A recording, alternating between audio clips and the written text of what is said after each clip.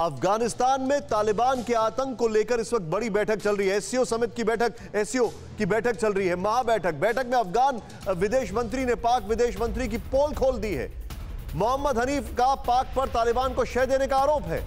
मोहम्मद हनीफ ने कहा कि अफगान की तबाही में पाक का बड़ा हाथ है। बैठक से पहले दुशांबे में जयशंकर से अफगान विदेश मंत्री ने की मुलाकात। एससीओ बैठक के बाद जयशंकर वांग यी की भी होगी मुलाकात। यह बड़ा इंटरेस्टिंग होगा। वांग यी कौन है? विदेश मंत्री है चीन के।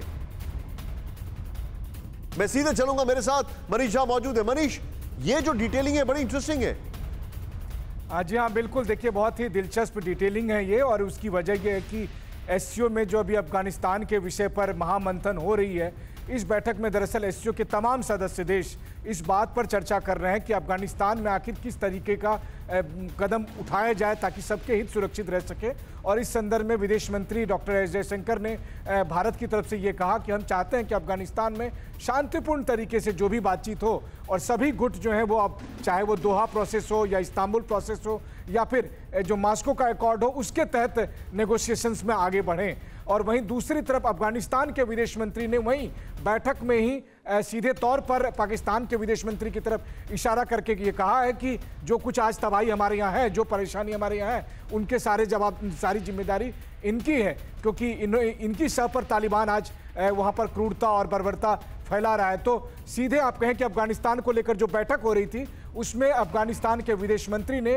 पाकिस्तान के विदेश मंत्री को पूरी तरह से एक्सपोज कर दिया है। और दूसरी बात है कि अब थोड़ी देर के बाद जब विदेश मंत्री एस जयशंकर और चीन के विदेश मंत्री की बातचीत होगी, तो जाहिर है कि अफगानिस्तान के अलावा जो दोनों देशों के बीच जो द्विपक्षीय बातचीत है कि तनाव कैसे कम किया जाए। आपको याद होगा कि पिछले साल मास्को में भी बैठक के समय, लेकिन ये वांग यी से जो मुलाकात होगी, इसमें बहुत सारे फैक्टर्स हैं। बहुत quick reaction Kaushik sir. SCO जब बना था तब 9/11 हो गया था, चाइना के इनिशिएटिव पर बना था। कोल्ड वॉर जैसे हालात ना बनो तो चाइना, बीजिंग और मॉस्को ने मिलकर इसको बनाया था, और उसके बाद ये पूरा ऐसा लगा स्पाइनलेस हो गया। अभी हम किसी को भी अफगान एक्सपोज कर रहा है पाकिस्तान को, तो सुनने वाला कौन है? कोई सुनने वाला ही नहीं है इसमें।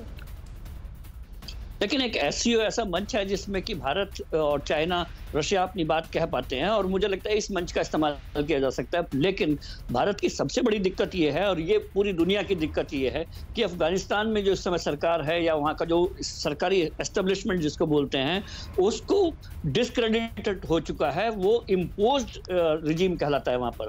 भारत उसका साथ दे या फिर गुट तालिबान का साथ दे, भारत को तय करना है। ये दोहा वार्ता में है। जयशंकर की जो बातचीत दुशांबे में चल रही है, उसके बाद दोहा में ये बातचीत शिफ्ट होगी। तो भारत को एक स्टैंड लेनी होगी। दूसरे ये कि जिसका लगातार जिक्र कर रहा हूं, अफगानिस्तान को अगर बचाना है तो वहां की मिलिट्री को, वहां की जो पुलिस फोर्स हो, उनको मजबूत करना होगा, क्योंकि इस समय बंदूक की ताकत तालिबान के साथ है। सर, लेकिन मैं आपको बड़ी इंटरेस्टिंग बात बताऊं। एक तरफ हम ये बात कर रहे हैं, दूसरी तरफ इस बैठक से पहले देखिए, इस बैठक के बाद कल अफगानिस्तान का जो मंत्रिमंडल है या जो उनके डेलीगेट्स हैं, दोहा में तालिबान से मिल रहे हैं।